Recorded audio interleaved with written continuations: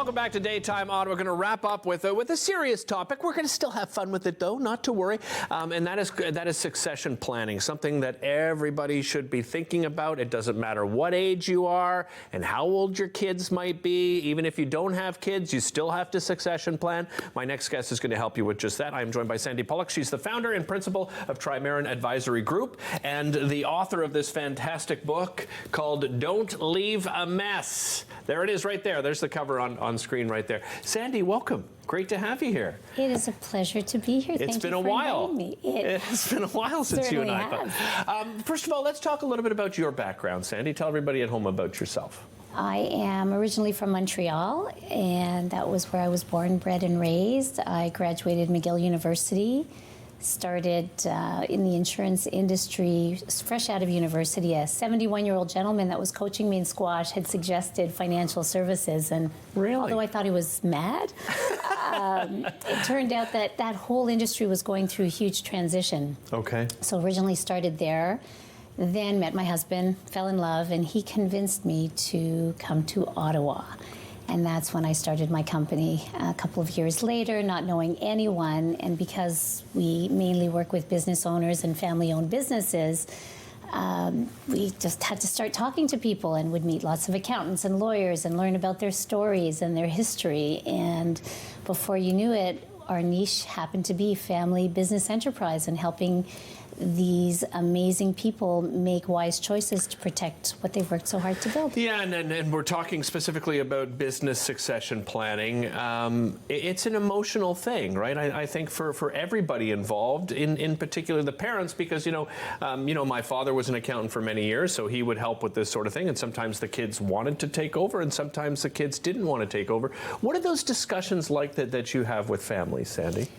Well, I think the first thing is that we have to understand that everyone has a relationship with money, and what they call money scripts. Okay. Derick, and what I mean by that is that until we understand people's values, their vision, their stories, the whole concept of succession planning shouldn't even be addressed until people have clarity of their own relationship with what they've built, and also have had the opportunity to share the values, the stories, the trials, the tribulations that came along with it, because there's a very big and false expectation on behalf of the founder and on behalf of the children as to what succession planning is, because it means many things to many people. So yeah, and if you don't know the story, if you don't know the work that goes into it, and you take over a business, let's say from mom and dad one day, it can fall apart pretty quickly, right?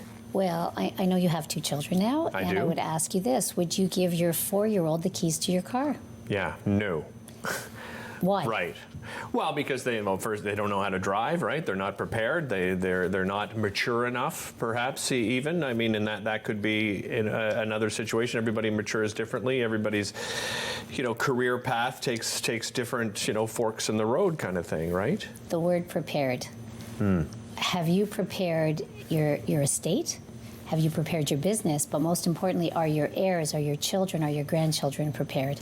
And that has to be part of that conversation. Let's go back to the book. So tell me, why did you decide to write this book? You've had so much experience, I guess, over the years. You said to yourself, you know what, it's time I put pen to paper, and people would have it as kind of a guide. Is that right?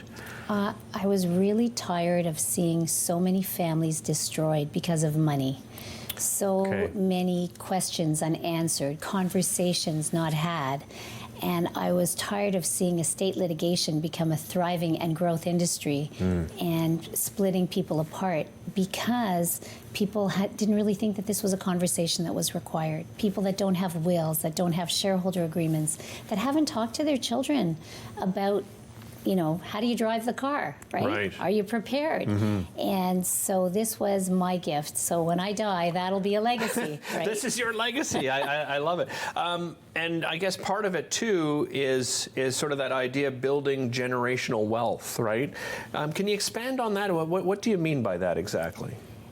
Great question. Generational wealth is really about having values and a legacy transcend more than one generation. It's not just about money. Right. If you talk to a lot of the local businesses here in Ottawa, they are the engine of this city and this country's economy. They're feeding many families. Take Rogers, for instance, even though it's a public company, started off privately. Yep. And I think that people forget the risk and the responsibility, stress, and hardship sometimes that employers, that business owners have. They have to sleep at night, but sometimes they don't because they have to make payroll. But the people that they feed go to the grocery stores, go to the shops. So this economy is generated by using that dollar, and it's thanks to family business enterprise. And so this book is a way to ensure that this continues to flourish and perpetuate, and that people really understand that it's about values and not valuables. Right. I wish we had more time, because I was going to ask, what if your kids decide no, right? I don't want to take over the business. I mean, that in itself is very emotional for the parents, because you see all of a sudden, is your legacy gone at that point? Right? It is not. It is not. Okay. And it does not have to go to that next generation. And that's why opening up the conversation about values and legacy and well-being of your children and grandchildren, that you can still have multi-generational. This is available at Books on Beechwood and online as well, is that right? Yes, www.don'tleaveamess.ca. It's also available on Amazon. We have it in Audible. We have it in ebook. Fantastic. Sandy, congrats on the book. Really appreciate it. We'll be back with more right after this.